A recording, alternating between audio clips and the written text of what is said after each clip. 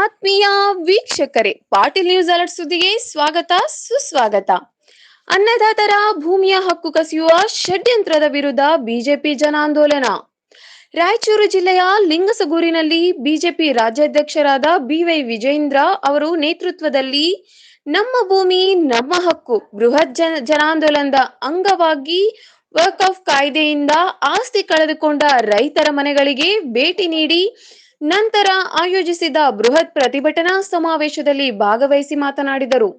ಓಲೈಕೆ ರಾಜಕಾರಣಕ್ಕೆ ಜೋತು ಬಿದ್ದಿರುವ ಜನವಿರೋಧಿ ಕಾಂಗ್ರೆಸ್ ಸರ್ಕಾರದ ಹುನ್ನಾರಗಳಿಗೆ ಎದೆಗುಂದದೆ ಭೂಮಿಯ ಹಕ್ಕಿಗಾಗಿ ಹೋರಾಡಲು ಬಿಜೆಪಿ ಸದಾ ರೈತರ ಜೊತೆ ನಿಂತು ಅಧಿವೇಶನದಲ್ಲಿಯೂ ಹೋರಾಟ ನಡೆಸಿ ನ್ಯಾಯ ಒದಗಿಸುವ ವಾಗ್ದಾನ ನೀಡಲಾಯಿತು.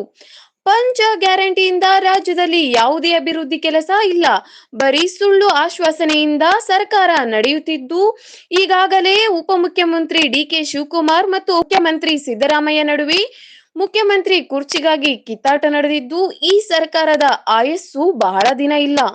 ಕೆಲವೇ ತಿಂಗಳುಗಳಲ್ಲಿ ಸರ್ಕಾರದಲ್ಲಿ ಏನು ಬೇಕಾದ್ರೂ ಆಗ್ಬೋದು. ಹಾಗೆ ಮುಖ್ಯಮಂತ್ರಿಯವರು ಈಗಾಗಲೇ ಮೂಡಾ ಹಗರಣದಲ್ಲಿ ಸಿಲುಕಿಕೊಂಡಿದ್ದು ಸತ್ಯ ಹೊರಗಡೆ ಬಂದ ನಂತರ ರಾಜ್ಯದ ಜನತೆಗೆ ಗೊತ್ತಾಗುವುದು. ಕಾಂಗ್ರೆಸ್ ಸರ್ಕಾರದ ಹಲವಾರು ಹಗರಣಗಳ ಕುರಿತು ತಿಳಿಯುತ್ತದೆ ಎಂದು ಬಿಜೆಪಿ ರಾಜ್ಯಾಧ್ಯಕ್ಷರಾದ ಬಿವೈ ವಿಜಯೇಂದ್ರರವರು ಮಾತನಾಡಿದರು. ಈ ಸಂದರ್ಭದಲ್ಲಿ ಮಾಜಿ ಸಚಿವರಾದ ಶ್ರೀ ಗಾಲಿ ಜನಾರ್ದನ್ ರೆಡ್ಡಿ, ರಾಜ್ಯ ಉಪಾಧ್ಯಕ್ಷರಾದ ಶ್ರೀ ಬಸವರಾಜ್, ವಿಧಾನಸಭಾ ವಿರೋಧ ಪಕ್ಷದ ಮುಖ್ಯ ಸಚೇತನಕಾರರಾದ ಶ್ರೀ ದೊಡ್ಡನಗೌಡ ಎಚ್ ಪಾಟೀಲ್, ರಾಜ್ಯ ಪ್ರಧಾನ ಕಾರ್ಯದರ್ಶಿಗಳಾದ ಶ್ರೀ ಪಿ ರಾಜೀವ್, ಮಾಜಿ ಸಚಿವರಾದ ಶ್ರೀ ಎಂಪಿ ರೇಣುಕಾಚಾರ್ಯ, ಮಾಜಿ ಸಂಸದರಾದ ಶ್ರೀ ಕೆ ವಿರೂಪಾಕ್ಷಪ್ಪ, ಜಿಲ್ಲಾಧ್ಯಕ್ಷರು ಹಾಗೂ ಶಾಸಕರಾದ ಶ್ರೀ ಡಾಕ್ಟರ್ ಶಿವರಾಜ್ ಪಾಟೀಲ್, ಶಾಸಕರಾದ ಶ್ರೀ ಮಾನಪ್ಪ ವಜ್ಜಲ್, ಮಾಜಿ ಶಾಸಕರಾದ ಶ್ರೀ ಪ್ರತಾಪ್ ಗೌಡ್ ಪಾಟೀಲ್, ಶ್ರೀ ತಿಪ್ಪರಾಜ್ ಹವಲ್ದಾರ್, ಶ್ರೀ ಶಿವನಗೌಡ ನಾಯಕ್, ಶ್ರೀ ಎನ್ ಶಂಕರಪ್ಪ, ಶ್ರೀ ಬಸನಗೌಡ ಬ್ಯಾಗವಾಟ ಸೇರಿದಂತೆ ಪಕ್ಷದ ಪದಾಧಿಕಾರಿಗಳು, ಮುಖಂಡರು ಹಾಗೂ ಸಹಸ್ರಾರು ಸಂಖ್ಯೆಯಲ್ಲಿ ರೈತ ಬಂಧುಗಳು ಭಾಗವಹಿಸಿದ್ದರು. ಬೋರ್ಡಿಂದ ನೋಟಿಸ್ ಅನ್ನ ಹೋದ ನಂತರ ರೈತರು ಆತಂಕದಲ್ಲಿದ್ದರು.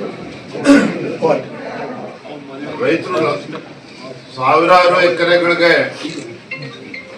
ಹೊಂದಿದ್ದಂತ ರೈತರಿಗೆ ನೋಟಿಸ್ಗಳನ್ನು ನೀಡಿರುವುದು ರಾಜ್ಯ ಸರ್ಕಾರದ ಒಂದು ಕುಮ್ಮಕ್ಕಿನಿಂದ ಸಾವಿರಾರು ವರ್ಷಗಳ ಇತಿಹಾಸ